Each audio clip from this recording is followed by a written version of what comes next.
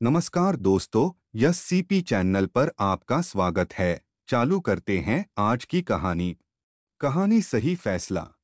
एक बार दो मुसाफिर एक साथ किसी मंजिल के लिए निकले। एक का नाम था प्रमोद और दूसरे का नाम था केशव। दोनों एक साथ सफर कर रहे थे। दोनों में फर्क था स्वभाव का। जहां प्रमोद उदार और दयालु था तो केशव स्वभाव से बहुत कंजूस और लालची था। दोनों कई दिनों से लगातार सफर कर रहे थे, इसलिए थकान और भूख से दोनों की हालत खराब हो गई थी। दोनों चलते चलते एक गांव तक आ पहुंचे। वहां उन्होंने एक गरीब साधारण सी बूढ़ी औरत के घर पर जाकर उसे आराम करने के लिए पूछा। बूढ़ी औरत स्वभाव से अच्छी थी। उसने दोनों को आराम करने की जगह दे दी और उनकी हालत देखकर उन्हें खाना भी खिला दिया। बूढ़ी औरत ने दोनों से काफी बातें की और बातों में उसे पता चल गया कि दोनों एक बहुत लंबे सफर के लिए निकले हैं। अगले दिन जब दोनों मुसाफिर अपने सफर के लिए जाने लगे तब उस बूढ़ी औरत ने दोनों को सफर में खाने के लिए रोटियां बांध कर दी। बूढ़ी औरत ने प्रमोद को 3 रोटियां बांधी और केशव को 2 रोटियां बांधी। उसने ऐसा इसलिए किया क्योंकि उनके साथ की गई बातों से वह दोनों के स्वभाव को अच्छे से जान चुकी थी। दोनों अपने सफर में आगे बढ़े तब केशव प्रमोद से बोला, देखो उस बूढ़ी औरत ने मेरे साथ कैसा पक्षपात किया है।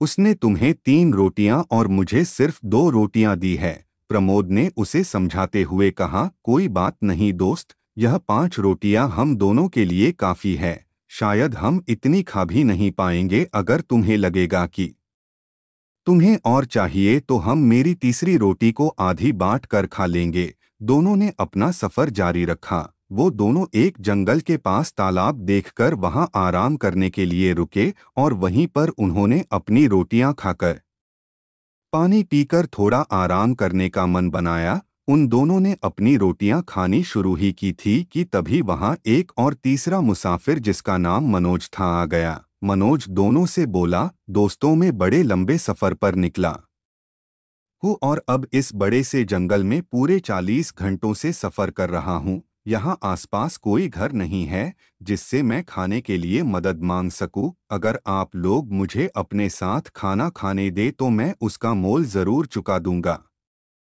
केशव तो चुप था लेकिन प्रमोद उससे बोला, कोई बात नहीं, आओ तुम भी हमारे साथ खा लो। हमारे पास कुल 5 रोटियां हैं और इन 5 रोटियों में हम तीनों का पेट अच्छे से भर जाएगा। प्रमोद ने कहा ही था कि मनोज तुरंत उनके साथ रोटियां खाने के लिए बैठ गया।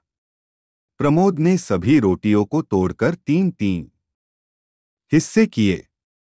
इस तरह सभी 5 रोटियों के 15 हिस्से हो गए और सभी ने 5-5 बांटकर खा ली। जाते जाते मनोज ने दोनों का खूब धन्यवाद किया और 5 रुपए प्रमोद के हाथों में रखकर चला गया।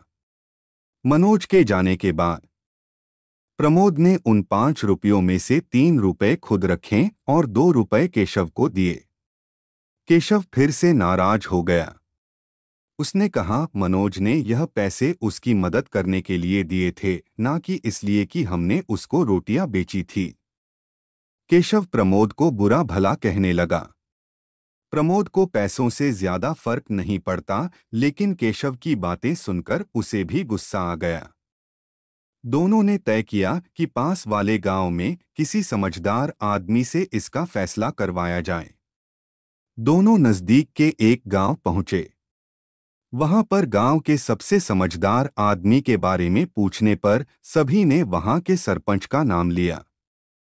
दोनों सरपंच के पास पहुंच गए। सरपंच ने दोनों की बातें सुनी और परिस्थिति को समझा और केशव को कहा, तुम्हें जितने रुपए मिलने चाहिए थे उससे ज्यादा मिले हैं, इसलिए तुम 1 रुपया प्रमोद को दे दो। केशव चौंक गया। उसने सोचा, कहाँ वो ज्यादा रुपए पाने के सपने देख रहा था और सरपंच ने उसे 1 और रुपया प्रमोद को देने के लिए कह दिया। उसने जब ऐसा करने का कारण पूछा तो सरपंच ने समझाते हुए कहा, देखो प्रमोद के पास 3 रोटियां थी जिसके 9 टुकड़े किए गए और तुम्हारे पास 2 रोटियां थी जिसके 6 टुकड़े किए गए। तुमने अपने 6 टुकड़ों में से खुद ने 5 टुकड़े खाए और बचा हुआ सिर्फ एक टुकड़ा ही तुमने मनोज को दिया। यानी कि मनोज को बाकी के 4 टुकड़े प्रमोद ने दिए थे। अगर हम एक टुकड़े के लिए 1 रुपया पकड़े तो तुमने सिर्फ 1 रुपया मिलना चाहिए, इसलिए तुम 1 रुपया प्रमोद को दे दो। अगर तुम रोटी बेचकर पैसा कमाते तब भी तुम्हें 1 रुपया मिलना चाहिए था, और अगर तुम्हें मदद करके पैसे मिले हैं तब भी तुम्हारी मदद प्रमोद की मदद से कम है, इसलिए दोनों ही सूरतों में तुम्हें सिर्फ 1 रुपया ही मिल पाएगा। केशव को सरपंच के बात माननी पड़ी। सरपंच की समझदारी और सूझबूझ देखकर उसके गांव वाले और प्रमोद ने उनकी खूब वाहवाही की। केशव को अपने लालच की कीमत चुकानी पड़ी। दोस्तों, हिंदी की एक छोटी सी कहानी हमें कई सबक देती है। पहला सबक, हमें जितना मिलता है उसमें संतोष करना चाहिए। दूसरा सबक, लालच का नतीजा हमेशा बुरा होता है। तीसरा सबक, हम हर परेशानी को समझदारी, सूझबूझ और अलग नजरिए से हल कर सकते हैं। कहानी अच्छी लगी तो वीडियो को लाइक, शेयर और चैनल को सब्सक्राइब करें।